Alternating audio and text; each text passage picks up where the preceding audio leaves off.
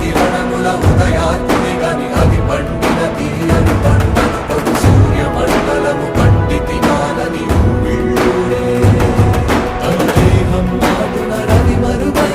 జగము చీకటై పోగా